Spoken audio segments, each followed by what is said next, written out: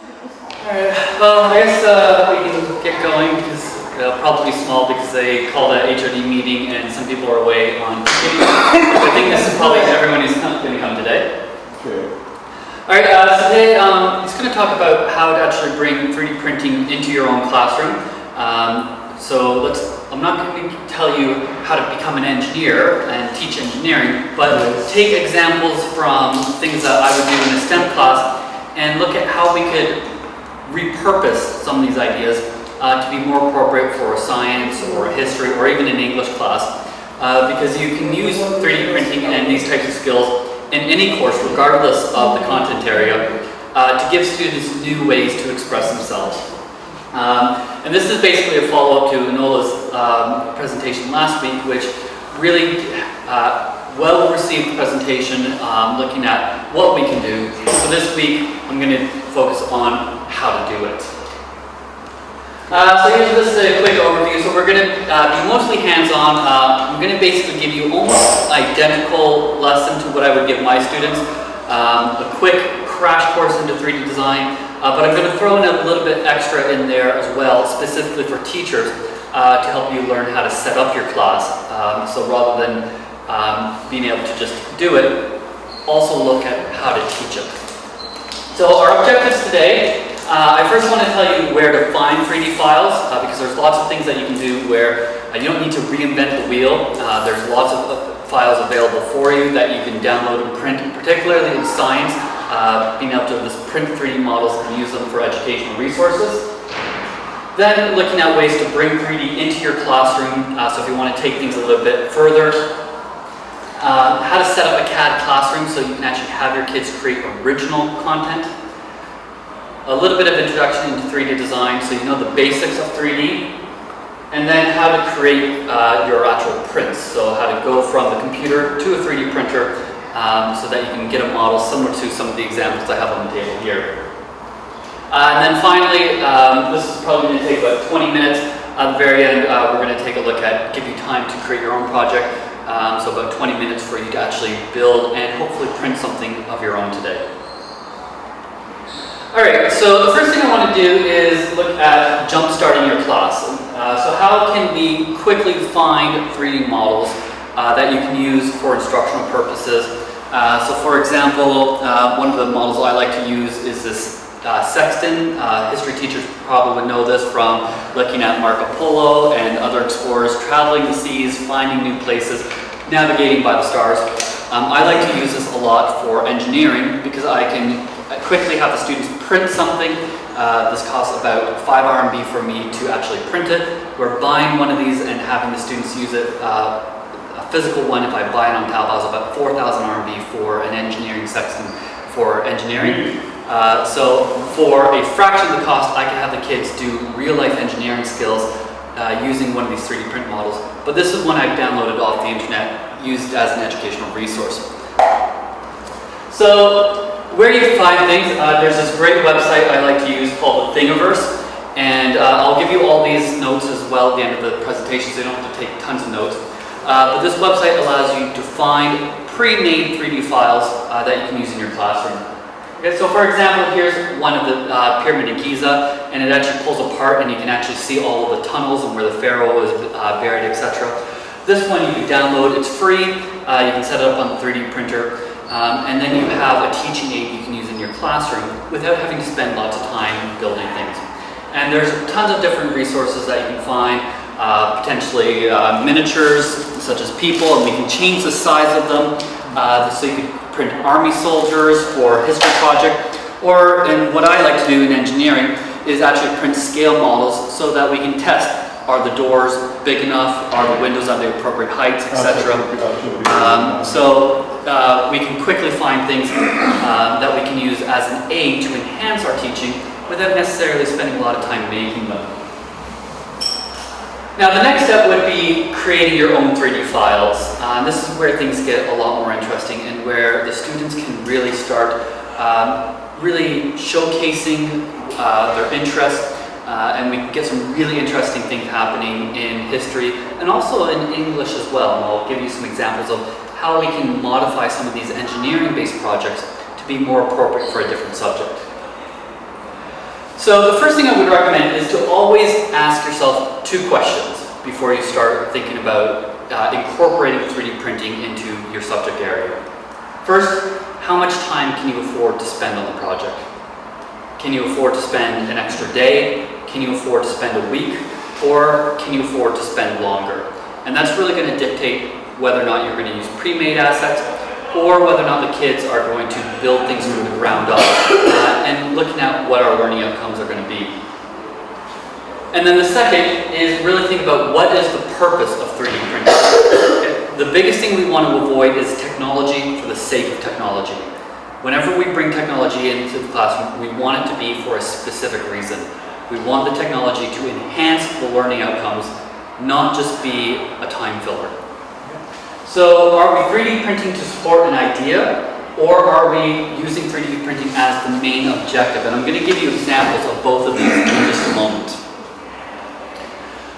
So before we even go into 3D printing, here's actually a quick history project that I did with some of my students at a previous school, where we actually did LED light-up posters. This is actually talking about the migration of people going from the east of America to the west of America along the Indian Trail, and so they did the map. You have the route, and they actually have the starting and the end points lighting up on their map. So this basically was just a regular history project. We spent 1 extra day to look at electronics, and we actually did the wiring of the lights, and it just took 1 extra period. So you can bring STEM into your subject areas without having to invest huge amounts of time, but we want to think about how can we add technology to enrich the content area. And this has made the project a lot more exciting, and when they did their presentations, everyone was a lot more curious to engage with all the projects afterwards. Alright, so we can do simple things like adding an LED, but the real purpose of this presentation is not necessarily to look at all the things we can do, but to focus particularly on 3D printing. So here is some ideas. So here we have a 3D printed cannon, what you would see kind of in the 1800s, etc. And all these little army men. So with the Thingiverse, you could find different soldiers from colonial soldiers, and we can set up, and we could print maybe 100 soldiers at this size, less if we printed them bigger, of course.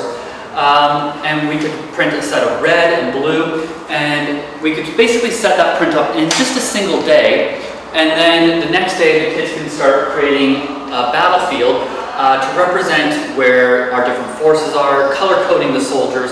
This could be used for the Civil War, it could be used for World War II, anything that you want. And really getting the students to think about the theater of war and how the troops actually align themselves and what happened.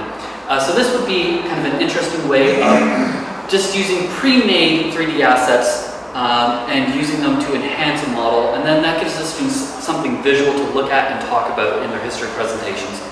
So you don't really have to be a master engineer or amazing at computers to bring 3D printing into your subject areas. You just have to have a creative idea. So here we have a pre-made asset that we could use along with the Army men. This one is really well done, where they've actually taken the time to paint it, but you don't necessarily need to go into that level of detail.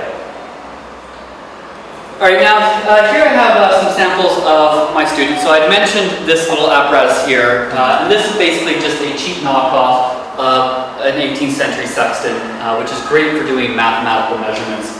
But what I had my kids do in our engineering course was we actually did a full land survey of the school, and the students went out and measured the entire school, and using this little contraption actually measured the angles and the heights of all of the different things and created full models of the school. Here you can see the cafeteria and the student dorms made by Sam, the student residence by Crystal.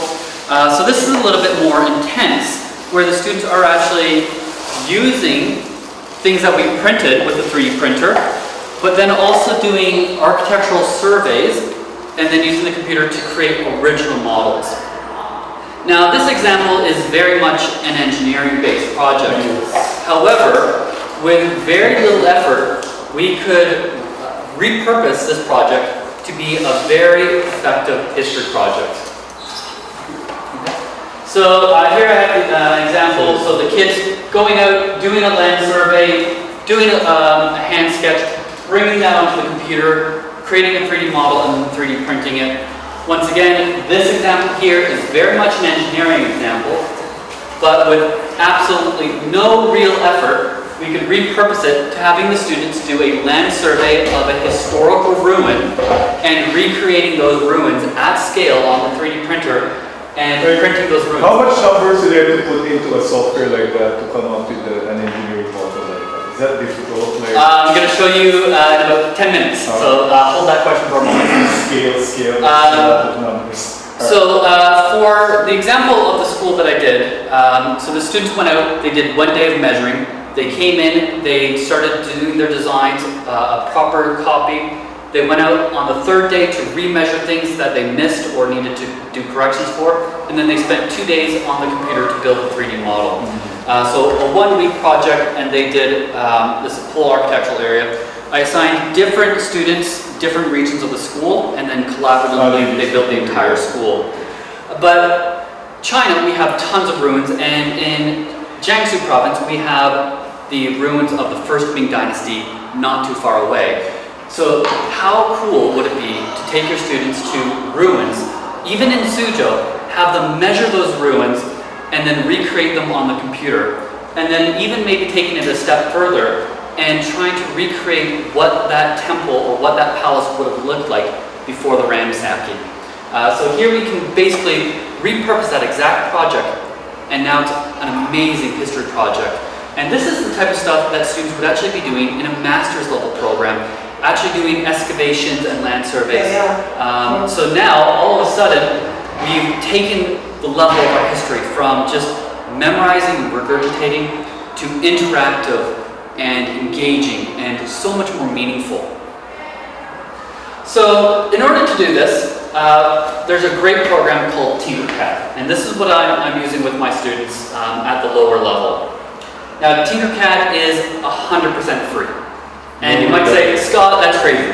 How is it free? It can't be free, and it is.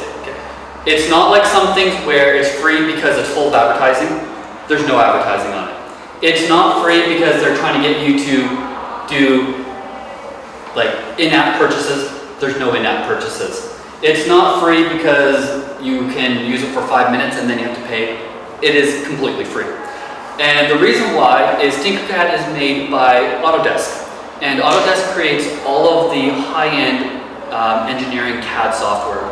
And their philosophy is if we give you access to Tinkercad for free, students will start learning how to do CAD, and they will naturally evolve from Tinkercad into their pro-level softwares. So they give, for education, Tinkercad completely free. On top of that, they will also do Rivet, Autodesk, and all of their other professional CAD softwares free to anyone that has a .edu email as well. So even their high-end software is free to education.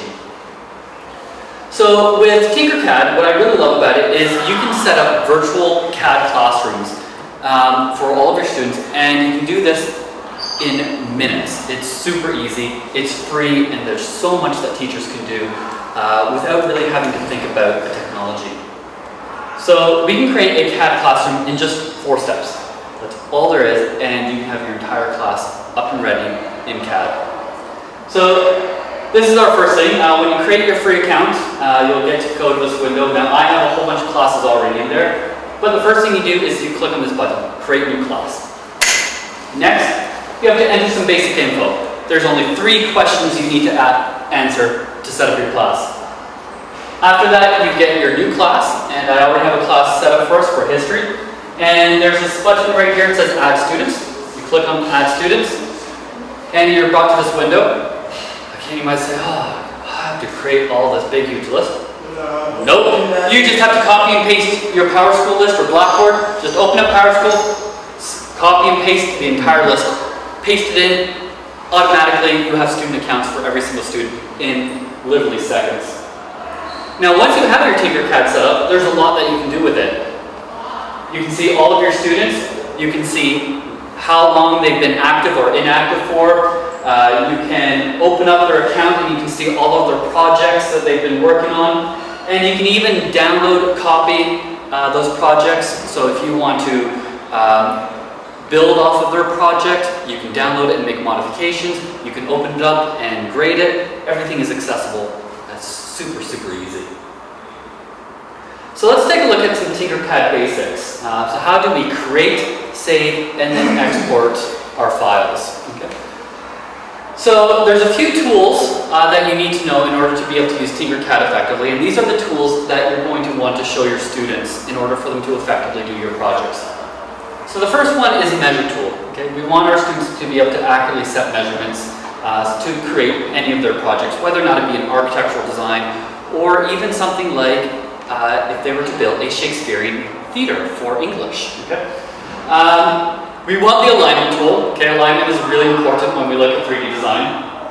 And then we need the group tool. So we're going to look at grouping to add shapes together. And then the group tool to also subtract shapes. Okay? So everything in 3D, we're looking at three-dimensional geometry. We're basically doing addition or subtraction of shapes. And that's how we get these fancy objects. So this is what Tinkercad looks like. Very straightforward, very easy for an ESL audience. It's fully online, so they don't have to install anything. And it's very pictorial. Now the first thing you're going to want the students to do is to rename their projects, especially when they start handing them into you. You want to know who they are. So I always tell them to rename the project first name, last name, and then the project name. Next, we find basic shapes here. All you have to do is drag and drop the shape to the work plane, and then we can set the measurements. Okay, the X, Y, and Z axes, and Tinkercad is by default in millimeters. Okay. Next, when we have multiple shapes, we might want to align things. So our alignment tool is right here, okay, and we get different alignment buttons. So if I want to align these objects to the left, I click there, it's perfectly aligned. If I want to align it to the right, I click on the opposite side, everything is perfectly aligned to the right. And we can add multiple shapes. And once we have multiple shapes, the next step would be to join things. Okay, so right now I have 3 separate objects here. I then go to join them, and I now have a new compound complex shape. Now in addition to adding shapes together, you might want to remove shapes as well. Okay, so here I have my basic shape, and I want to knock out this top corner. This is actually a basic machine part that I have my kids build on the first day of using Tinkercad. So in order to remove things, the next step would be to subtract objects. Okay. Now, anything we want to keep, we want to have a solid color. And it doesn't matter what color it is, it just has to be a color. And anything that we want to remove needs to be a transparent wireframe object. Okay. So basically we're saying subtract this object from that object. I go in and join the shape, and I now have a new compound complex shape. It's kind of like English when you're building compound complex sentences. You start with something like, the cat is black. Then you add, the fat cat is black. And then you make a compound complex sentence, the fat cat, which was black, tripped and fell down the stairs. Okay? It's all a process of adding or removing information until you get the desired results. So here's our final image. Literally took us seconds to build. Okay. All right, so here's where we want a little bit more theory to really understand how to build more complex shapes. Okay? So this is a little bit of introduction into theory, about 5 more minutes, and then we're going to start building stuff. So if you study 3D design, you're going to hear this word primitive shapes. Okay? Now primitive shapes, this means they're the most basic shapes you can think of. Okay?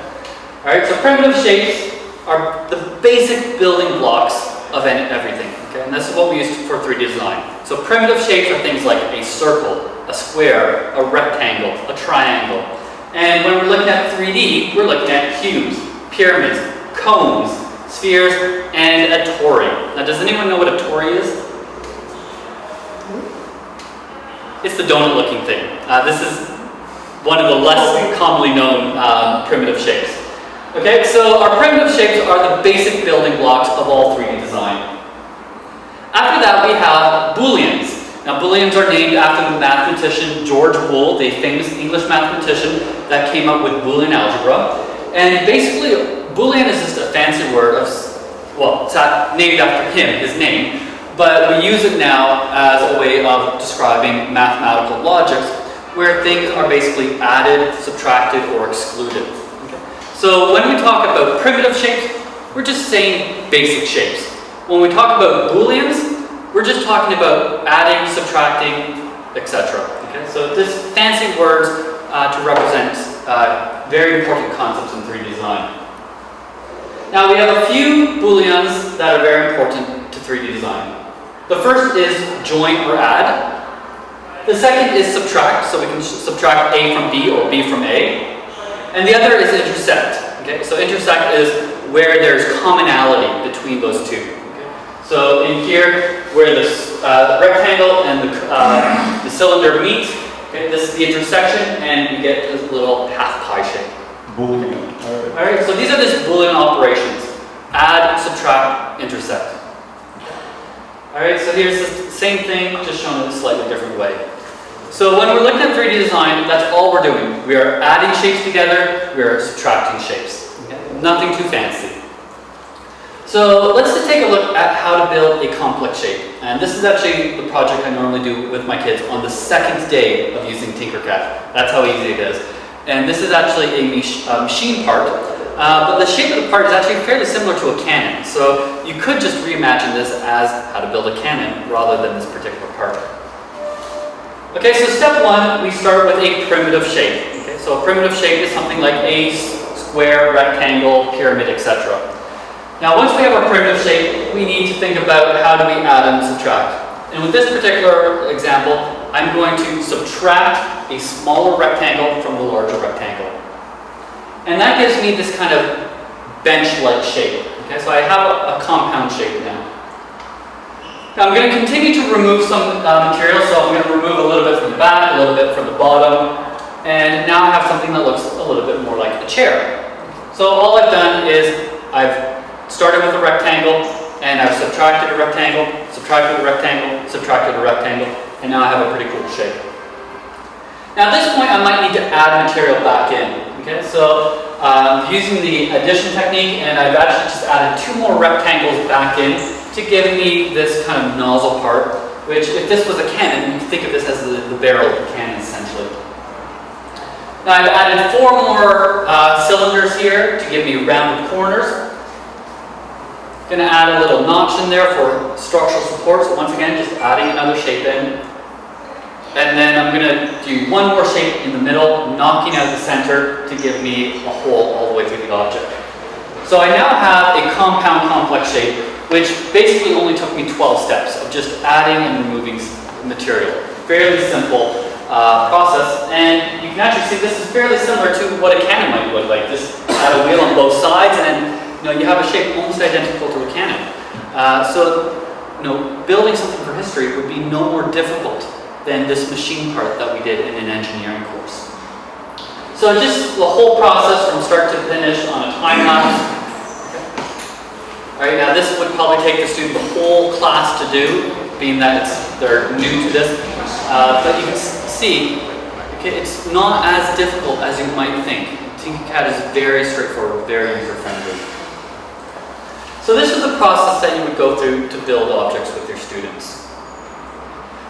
Now some tips, if you're going to do 3D design in your class, this is what I find works out really well.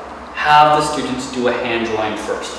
If they have something to look at on paper, it will speed up the process exponentially. Okay? It might take you an extra class to have them actually map out their ideas on paper first, but I guarantee you it will save many classes after the fact. Okay? For example, these engineering projects right here, a lot of people, when I was talking to them about how to do it, they said, yes, that's going to take you a full month to do. And we did it in under a week. But that's because I started on paper, I had to map out their ideas, and once they had a plan, then go to the computer second. But if you go to the computer without a plan, you end up going around in circles until you basically stumble your way through. Okay? So it takes less time to actually do more work if you do the proper steps. Okay, so here's some examples, and you don't have to have your kids do as crazy sketches as these, but here you can see these were projects that my students had done. This one was Jonathan. He made a Lego man, sketched out all the measurements, and there's his final project. And Anna, who is actually not a very strong student, if you teacher. She's usually sleeping in class, putting on her makeup. Yeah. Not the person you would think as an engineer. And yet, here we have Anna's goose. This is a machine part that she did to scale, measured it, and she did really good drawing and was able to convert it over to CAD quickly and successfully. So come up with a plan first, use that, and it really speeds things up. And whether or not it's a sketch for a mechanical part or a sketch for a quick, it doesn't even have to be a perfect sketch like this. It could be a quick sketch of a site that you're referring to. It could be, looking at Shakespeare and you're trying to recreate a Shakespearean stage, because how they did plays in Shakespearean time is very different than the stages they use now. So have the kids sketch out what a Shakespearean stage looks like, have them design and 3D print it, and then the students can talk about the difference of performing Shakespeare in a traditional theater versus a modern theater, etc. Gives all sorts of different ways of bringing 3D printing to your classroom. So our last step is printing a 3D file, and once again, we're using FlashForge, and they have very simple software to use, and anyone can really use it. So to set up your print, basically all you have to do is select the printer that you want. And we have Adventure 3 printers, but there's a whole bunch of different printer lines that they have. Same software for all of their printers. Next, you just import your CAD file. Now, depending on the size, it might be too big, and if that's the case, you get these little red warnings. So all you have to do is resize it so it fits. Okay? Very easy. You can just basically go uniform scale 75%. Next, just make sure it's actually on the platform. There's a little button. You just click the button, place on platform, and then make sure that it's not floating in space. Otherwise, your printer goes crazy. Next, if you have any openings, you might need support. Basically, just hit auto supports, and it will do everything for you. It's super easy. You can go in and manually do supports yourself, but I have found that 99% of the time, full auto does a perfect job. Finally, you have a whole bunch of different options that you can save. To be honest, just leave the defaults. They work really good. You want to tinker around, sure, that's great, but the defaults will work. So basically, all you have to do is open file, resize, place on platform, print. That's it. Finally, you'll get an estimate on the time. So just check the time, make sure that you're okay with how long it's going to take, and then print. So that brings us to the end of the theory aspects of today's presentation. So the next thing is, let's get started. So I've already created a virtual classroom for you. So just go to tinkercad.com/join-class. It's going to ask you for a class code. Now your class code is going to be this big number up here. And then after that, it's going to ask you for your username and ID. I've already created the username and ID as well. And I recommend having little handouts like this for your students. And you can just give them to your students.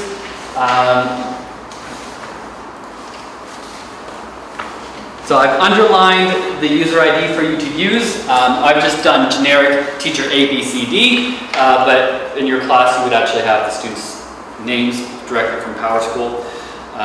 Is it case sensitive? Yes, it's going to automatically put it into caps anyways.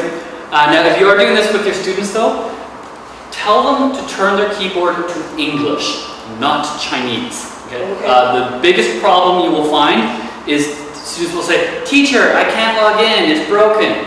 And the problem is they're in Chinese. And they don't realize that there is a difference between Chinese and English input, even if you are using Romanized characters. And it becomes very evident when you look at characters like the period. In English, period is a dot. A Chinese period is a circle. Brackets are the same. English brackets are rounded. Chinese brackets are like a double chevron. So when they use the Chinese input for their name, some of those special characters like the underscore, the dots, they're actually a completely different character, which means the username is wrong. So make sure you tell the students, change your keyboard to English when entering in a username and password. And if they say, "Teacher, it's not working," go to their computer, switch their keyboard to English for them, and then it will work. Okay, I've never had a situation where it wasn't a keyboard issue. Yes? Join with nickname or email or username. Now before that, before you click on that, Yeah. if I'm doing like a personal project, should I join with Google or Apple? If you use a nickname, then like you create a class and you give them a nickname, you can see all of their stuff. If they join with their own Google account. No, I mean mine personal project. Oh, if you want to do your own personal project, then yes, you can use your Google or Apple. So you think we should pick one of this and type it? Well, I'm just showing you the way that it would look like if you were to do this as a student in a real class, where you would set up a class ID. No. But yes, you don't necessarily need to use the IDs that I've created. If you have a Google account or an Apple account, you could log in. But if you are doing 3D in your classes, you will want the kids to use the IDs that you create for them so that you can preview their work. If they use their own personal IDs and set up their own account, they can use the software, but you can't see their work. Okay? So that's why it's really helpful as a teacher. You want to see whether or not the kids are actually doing what they're supposed to.